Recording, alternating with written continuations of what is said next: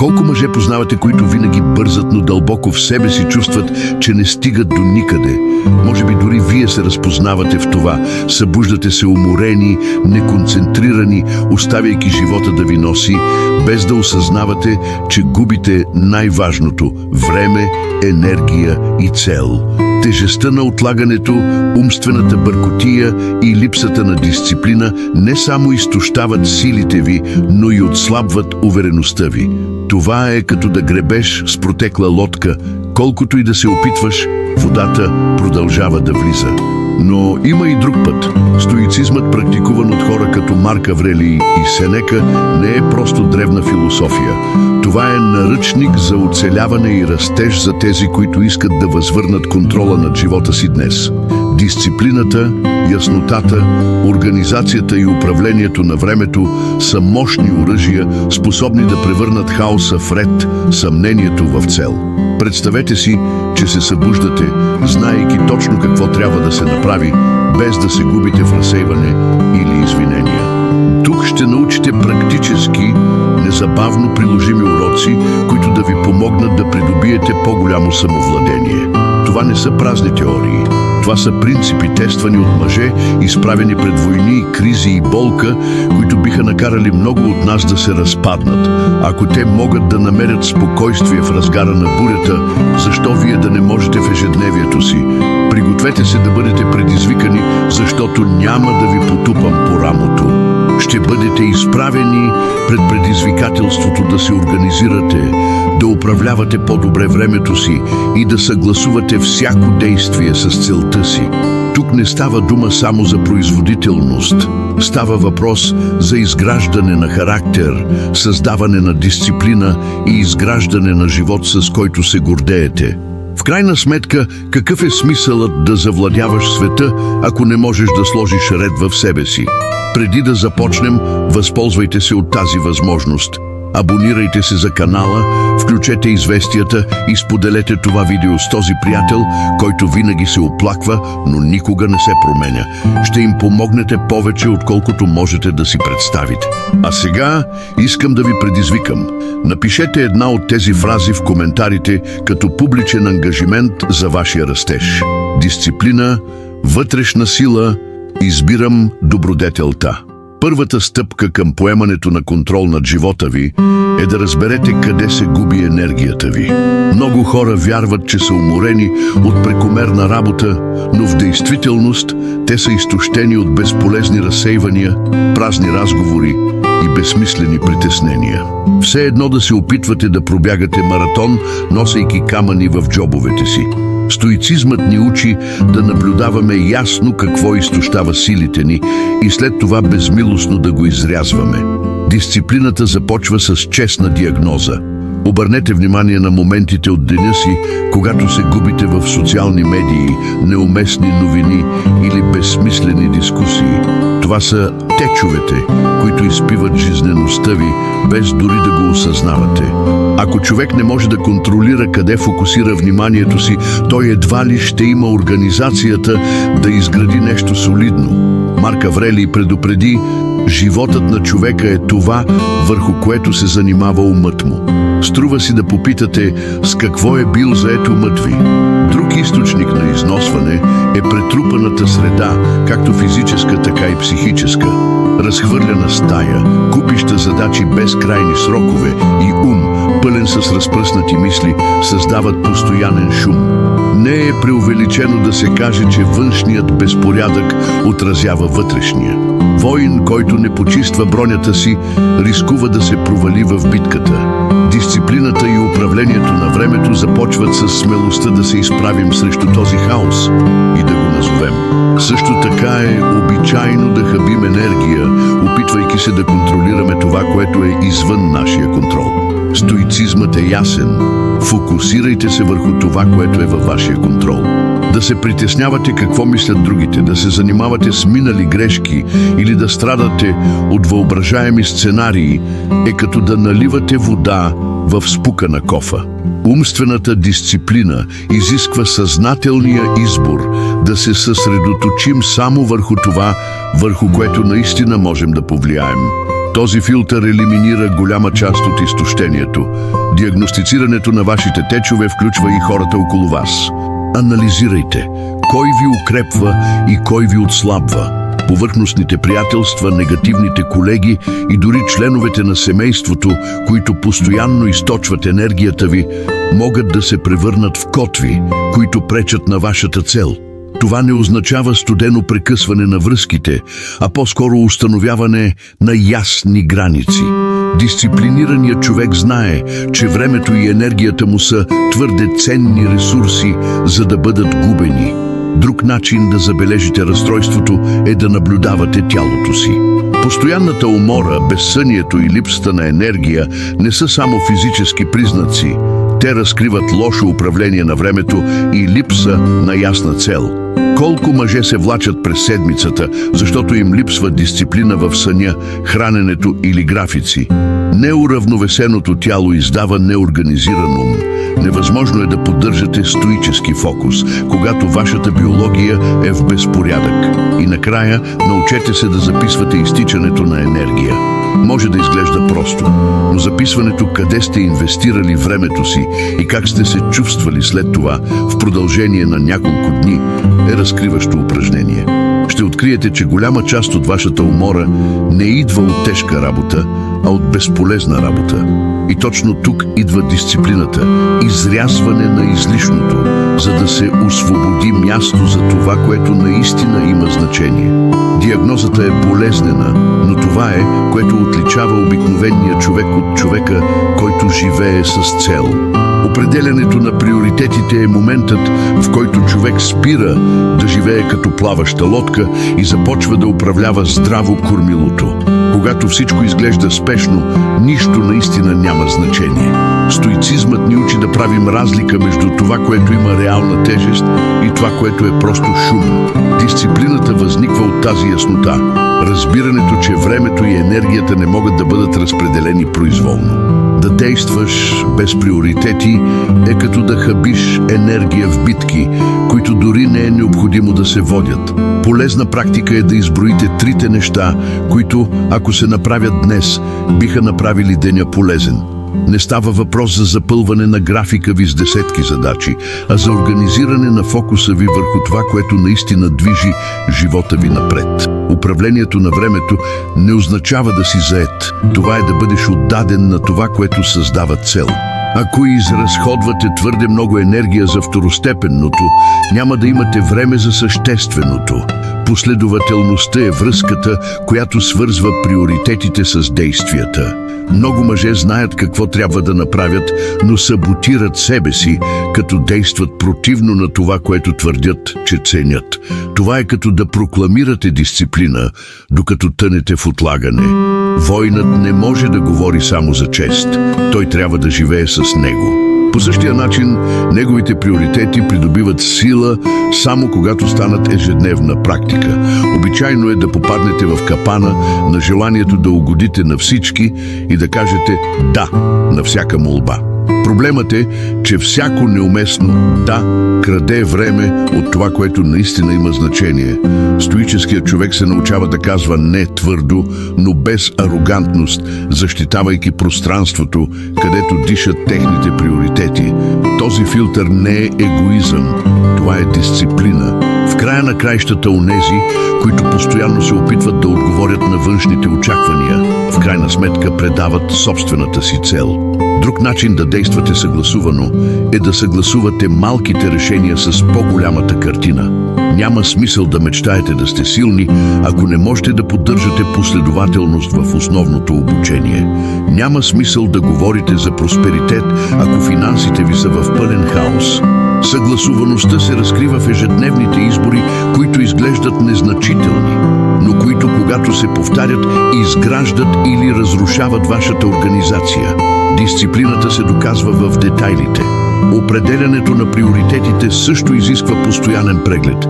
Животът е динамичен и това, което е имало смисъл вчера, днес може вече да няма значение. Дисциплинираният човек не се вкопчва в безполезни рутини, а коригира курса винаги, когато е необходимо, без да губи фокус върху централната цел. Те са като генерал на бойното поле. Знаят, че стратегията може да се промени, но мисията остава. Гъвкавостта, съчетана с последователност, поддържа баланса. И накрая, запомнете, да действате според приоритетите не е събитие. Това е начин на живот. Всяко решение, от това какво ядете до това как прекарвате свободното си време, трябва да отразява реда, който сте установили. Стоицизмът учи, че величието не се крие в изолирани големи подвизи, а в последователността на малки действия, съобразени с целта. Това е дисциплината, която разделя тези, които мечтаят, от тези, които постигат. Организирането на вашата среда не е само естетика. Това е житейска стратегия. Претрупаното пространство отразява разпръснатия ум и в същото време подхранва тази дисперсия още повече. Когато влезете в хаотична стая, автоматично усещате, че енергията ви е изтощена. Чистото и организирано пространство от друга страна предава яснота и решителност. Тези, които търсят дисциплина и цел, трябва да разберат, че тяхната среда е продължение на техния ум. Поддържането на ред във вашата среда не означава обсебване на детайлите, а по-скоро създаване на функционално пространство, което поддържа вашите цели. Например, ако бюрото ви е затрупано с ненужни документи, как можете да очаквате яснота, за да мислите за важни проекти? Стоицизмът защитава същественото. Да има само това, което е полезно и да елиминира излишното. Войнат не носи безполезна тежест. Той носи само това, което го укрепва в битка. Организирането на вашето пространство също е начин да практикувате дисциплина. Всеки път, когато оправяте леглото си, когато се събудите, вие си изпращате съобщение. Аз контролирам нещата. Този малък жест създава цикъл на победа точно в началото на деня. Джордан Питърсън в известното си правило "Подреди стаята си" затвърждава точно това. Външната организация помага да се подготви ума за по-големи постижения. Друг важен момент е да осъзнаете, че бъркотията често се прокрадва незабелязано. Купчина дрехи въгъла, забравен съд в мивката, забъркан документ. Малко по малко средата става хаотична, без дори да го осъзнавате. Дисциплината се крие в това да не позволявате малката липса на контрол да се превърне в пълна дезорганизация. Тайната се крие в ежедневната поддръжка, а не само в случайното подреждане. Грижата за вашата среда също изисква преднамереност. Не е достатъчно просто да го организирате хаотично, трябва да планирате пространството според предназначението му. Ако искате да четете повече, имайте книги под ръка. Ако искате да тренирате вкъщи, отделете кът за екипировката си. Организацията и управлението на времето вървят ръка за ръка, защото подготвената среда намалява триенето при предприемане на действия. Няма да губите време в търсене на неща, които вече трябва да са там. Освен това, подредената среда улеснява взаимоотношенията. Когато някой влезе в дома или офиса ви и види всичко в хармония, веднага забелязва вашата дисциплина. Не става въпрос за показване, а за предаване на уважение към пространството и хората около вас. Организираният човек вдъхва доверие, защото демонстрира самоконтрол. Вашата среда говори вместо вас, преди дори да отворите устата си.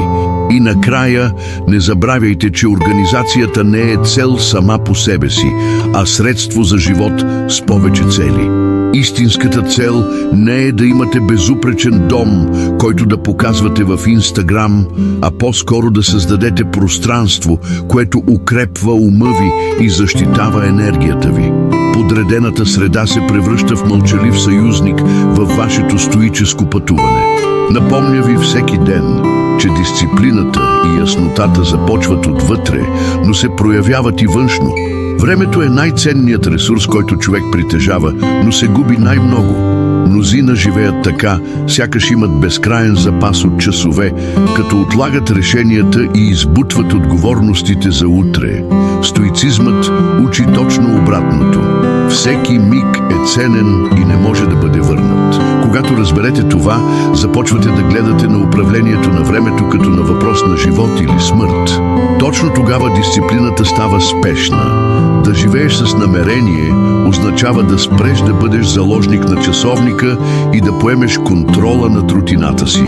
Колко мъже се оплакват, че нямат време, но губят часове в безполезно разсейване. Проблемът не е липсата на часове в деня, а липсата на ясна цел. Войнат не хаби стрели, стрелящи в празнотата. По същия начин стоическият човек организира часовете си така, че всяко действие да има тежест и посока. Дисциплината се засилва, когато времето е планирано реалистично. Създаването на работни блокове, планирането на стратегически почивки и определянето на времето за почивка са част от организацията. Не става въпрос за ограничаване на живота ви, а за осигуряване на структура, така че най-важното да бъде постигнато. Ако вие не решите какво да правите с времето си, други ще решат вместо вас.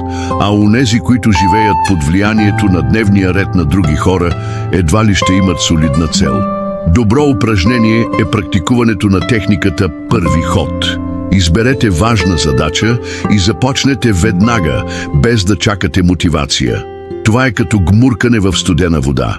Първоначалният удар е неприятен, но тялото ви скоро се адаптира. Навикът да действате без забавяне изгражда дисциплина и ви предпазва от попадане в капана на отлагането. Времето не чака и всяка минута, прекарана в нерешителност, е загуба на енергия. Друга основна практика е да прегледате как сте използвали времето си в края на деня. Запитайте се какво направих днес, ме доближи или отдалечи от моята цел. Тази проста самооценка разкрива модели на прахосване, които може дори да не забележите. Дисциплината изисква това критично око, защото само тези, които измерват собствените си резултати, се подобряват. Човек, който не преразглежда рутината си, е като командир, който никога не проверява бойната карта. Укрепването на дисциплината също означава да се научите да се справяте с дискомфорта. Лесният път почти винаги е грешен път. Стоицизмът ни учи да понасяме това, което не можем да контролираме, и да действаме въпреки трудностите. Управлението на времето в този смисъл е и управление на ума. Ако приемете да забавите задача само защото сте уморени, вие отваряте вратата за слабостта да вземе връх. Истинското обучение е да продължиш напред, дори когато не ти се иска.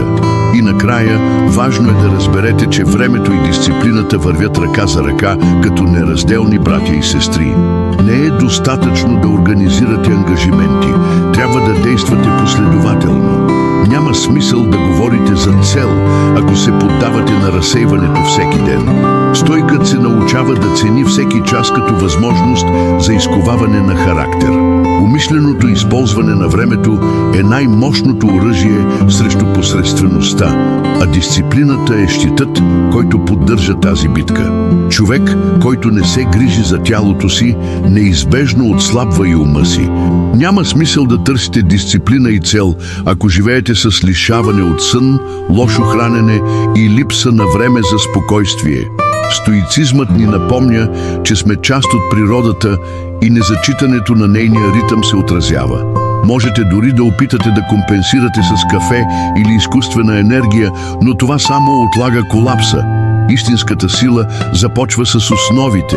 Сънят е тайно оръжие за онези, които желаят умствена яснота.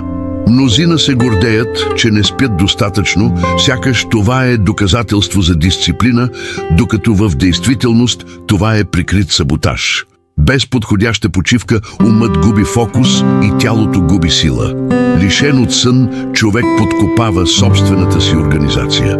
Марк Аврелий веднъж каза, че дори един император трябва да се издигне, готов да изпълни дълга си. Храната също е дисциплина в действие.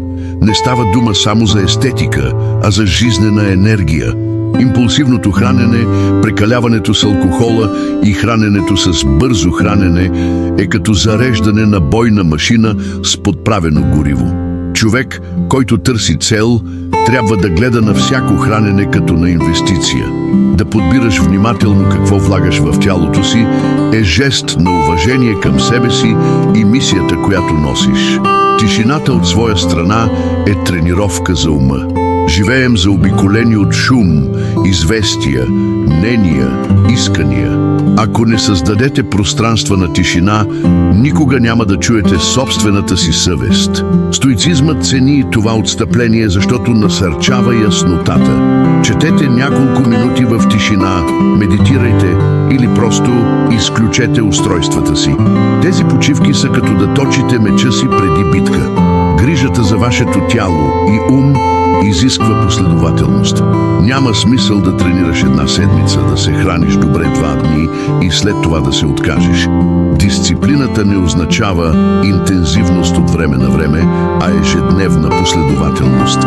Става въпрос за това да ставате, за да тренирате, дори когато не ви се иска, и да избирате здравословни ястия, дори когато ви се иска да прекалявате. Тези, които постигат малки актове на самоконтрол, укрепват вътрешната си организация и увереност. Друг важен момент е защитата на ума от токсични стимули. Социалните медии, пълни с сравнения, безкрайни сериали и повърхностни разговори, са фини отрови. Ако искате дисциплина и яснота, трябва да се научите да избирате какво консумирате. Точно както не бихте поставили боклуци в резервоара на колата си, не трябва да храните ума си с боклуци. Заглушаването на външния излишък прави място за мисли, съобразени с целта. И накрая, запомнете, тялото и умът не са отделни единици, а зъбни колела в една и съща машина. Ако едното се провали, другото не функционира добре. Стоицизмът ни показва, че истинската сила идва от баланса, качествен сън, внимателно хранене и отделяне на моменти на тишина. Тези 3 стълба поддържат дисциплината и осигуряват подкрепа за справяне с всяко предизвикателство. Без него дори най-благородната цел губи инерция по пътя си. Човек без визия за бъдещето живее в капана на импровизация, винаги реагирайки на обстоятелствата, вместо да начертае своя собствен курс.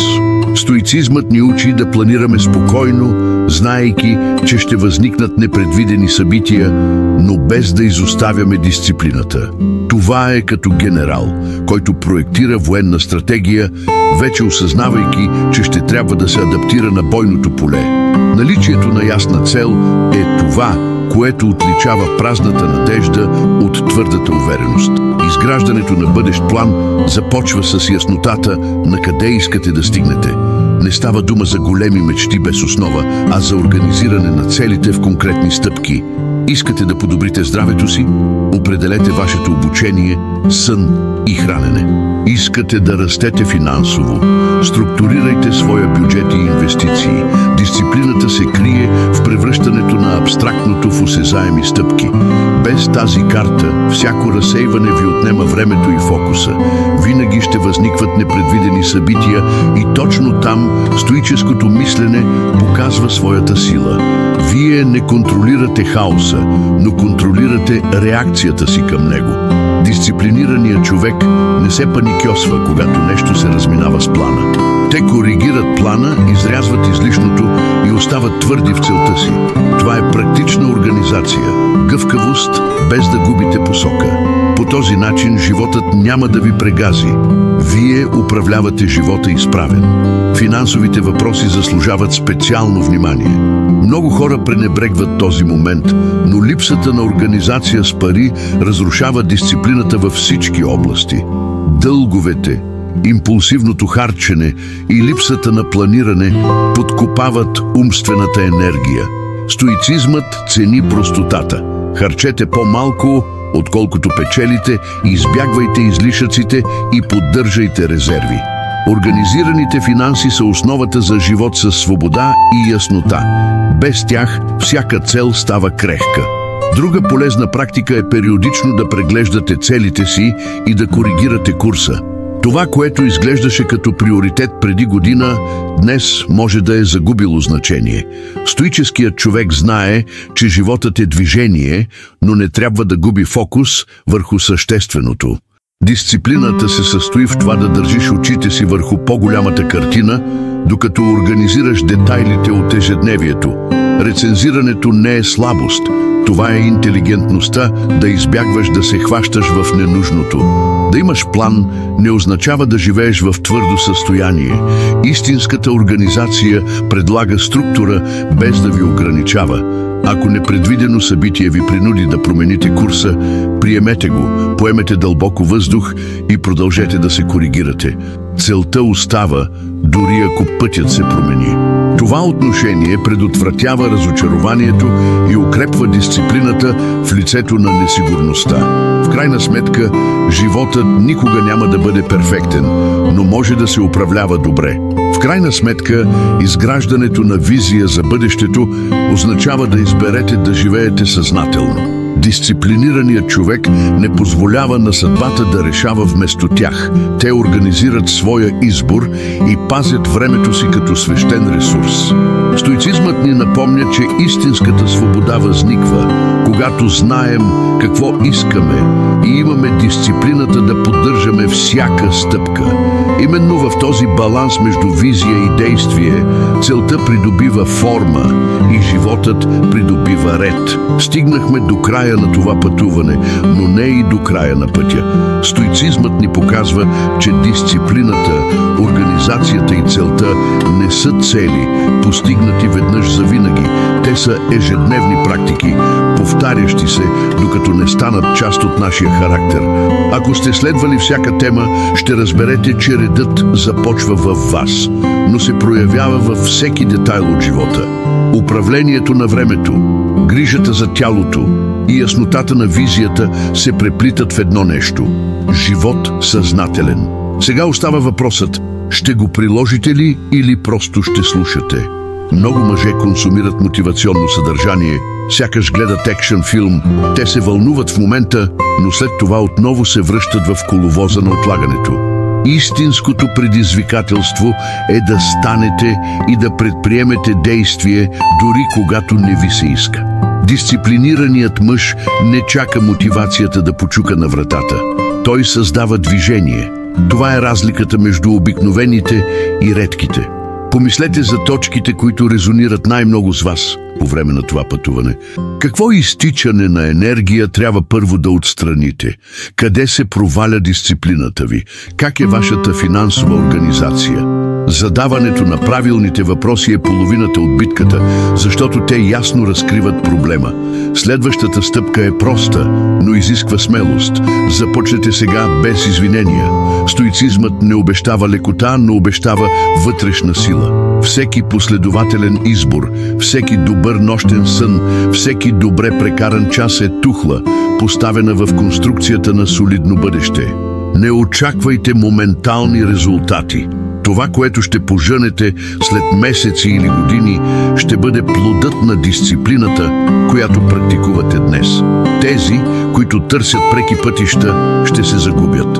Онези, които приемат трудния път, ще изградят добродетел. И помнете, не е нужно да променяте всичко наведнъж. Започнете с малко, но започнете. Оправете леглото си, отрежете дигиталната зависимост, организирайте част от рутината си. Това са малки победи, които комбинирани изграждат увереност. И преди да се усетите, ще разберете, че живеете с повече цел, ред и яснота. Войнат се изковава чрез повторение на прости жестове.